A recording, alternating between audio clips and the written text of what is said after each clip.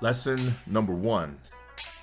Fables and nursery rhymes are told to children at bedtime as apologetics for plagues and the treachery of royal families, which is why I'm sure that period poems are just well-recited fibs meant as cover-up for mental malignancy.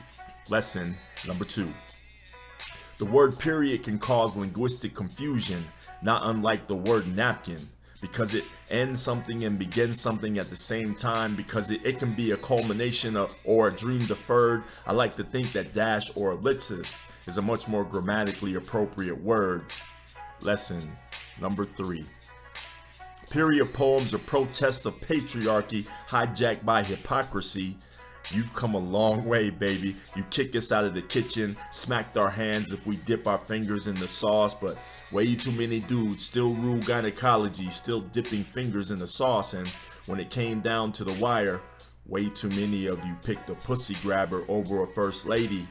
Why, I imagine that's a consequence of you letting us convince you that the cure for hysteria was to rip out your uterus. Oh, and that black girl magic didn't work out so well when it came to Omarosa, did it? Lesson number 4.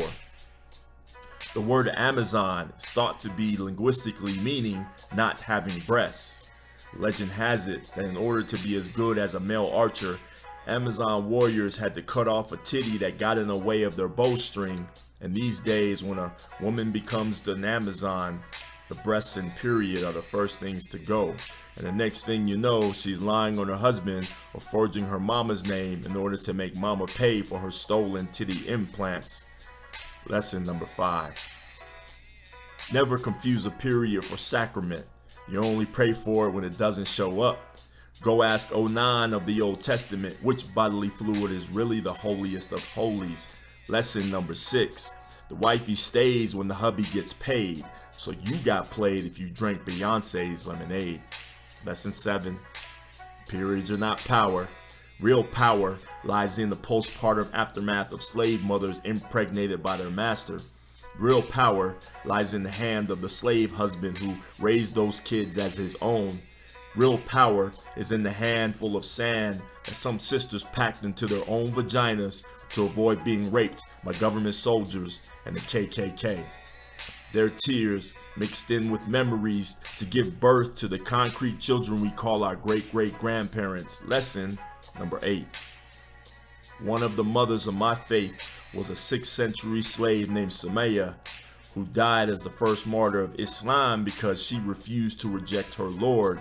And so her master laid her on the desert floor and impaled her through the uterus with his spear. And the river of blood that flowed out of her gave birth to 1,000 points of light like my daughter. Lesson 9, last lesson. Codex and not the Holy Grail. Its contents are not meant for communion. The prophet of prophets taught us there exists only with women a real place of solace and absolution. And it's not found running down the inside of your thighs in the Cardinal red river of regret. But it is at the feet of mothers that the gates of paradise lie, no less. Just waiting for all of us to enter. If only we stop remembering to forget.